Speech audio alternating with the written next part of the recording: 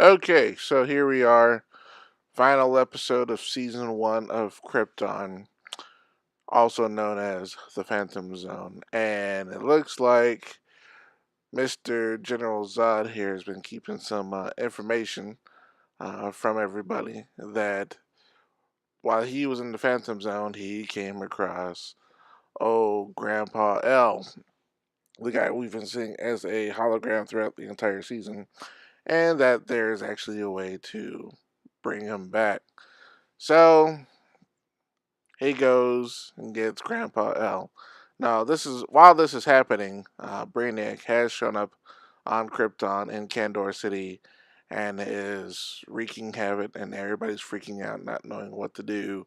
There's snow everywhere, and everybody's trying to figure out, okay, do we try to escape or do we run away? Because obviously there's no highways in Krypton.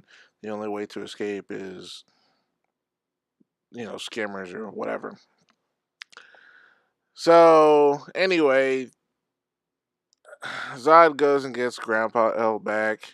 Grandpa L says, "Hey, while I was in the Phantom Zone, I saw a gazillion futures like Doctor Strange, and apparently General Zod is incapable of seeing any of these futures while he was in the Phantom Zone, even though time doesn't exist. So this is all a bit of a muddled, confusing mess." And so he says, "Hey, Brainiac is going to win at all the time."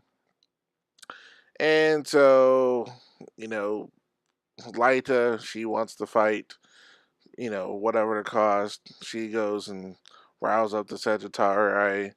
They all go after him with scammers, and Brainiac, wipes them out with a flick of a wrist.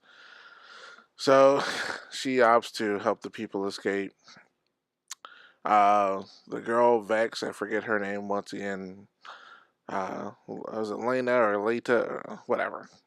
Their names are so similar.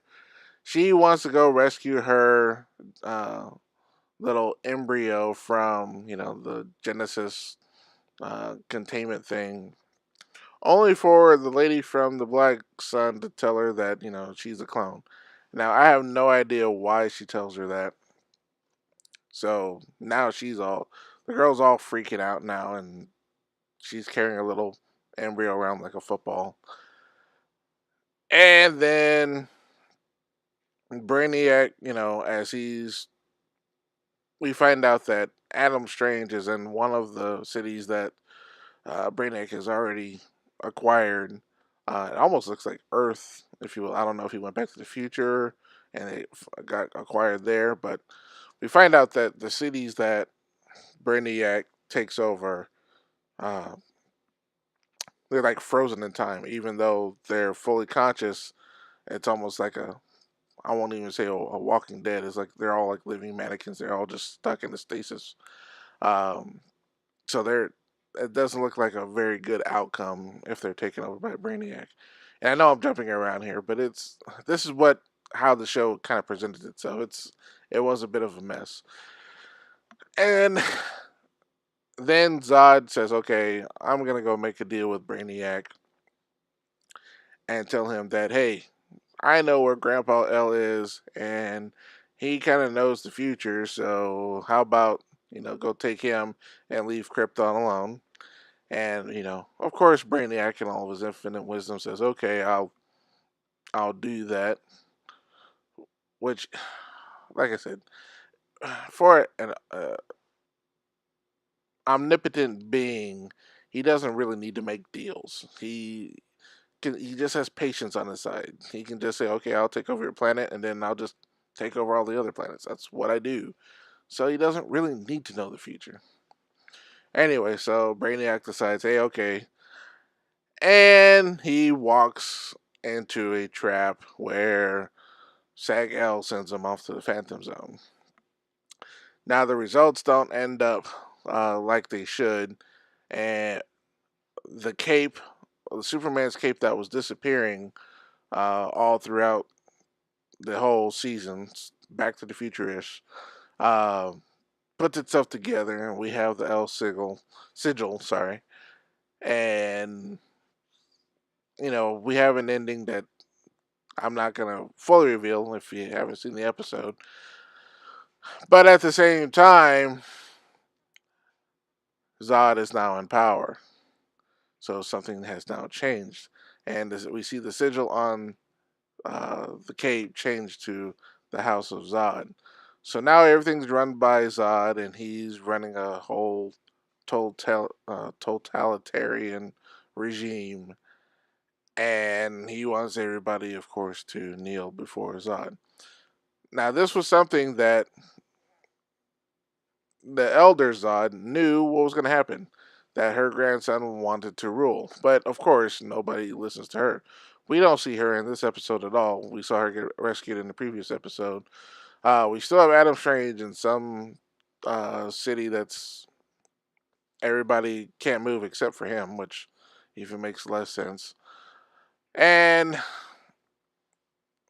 it obviously is prepping for season 2. And last but not least, which was supposed to, I don't know if this was a surprise or whatever, but we see Doomsday wake up and he starts to escape from his chamber. But the fact remains is we knew that was going to happen in the previous episode. We knew that the chamber was failing and that he was going to eventually escape. So that was an absolute non-concern in this episode. So, yeah, I, two things. One, I'm happy that SYFY has renewed the show for season 2. But for the second thing is these guys, the writers and the producers of the show, has to have a clear kind of path of what they want. I'm okay with the whole Zod taking over power type of deal, but it's kind of a muddled mess on how he got there. Like I said, obviously he was in the original storyline he was put into the Phantom Zone. That still has to happen in order for him to meet up with Grandpa L in the Phantom Zone. At the same time, since time doesn't exist in the Phantom Zone, how do you know what time to leave? Like, if I go into the Phantom Zone, how do I know to leave to show up in 1955? Didn't really explain that. He just goes into the Phantom Zone, gets Grandpa L, and comes back. There's a lot of there's a lot of holes in this plot here. So, I mean, in all honesty, he could have gone back even further and taken over if he really, really wanted to before House of Rao took over. I don't know.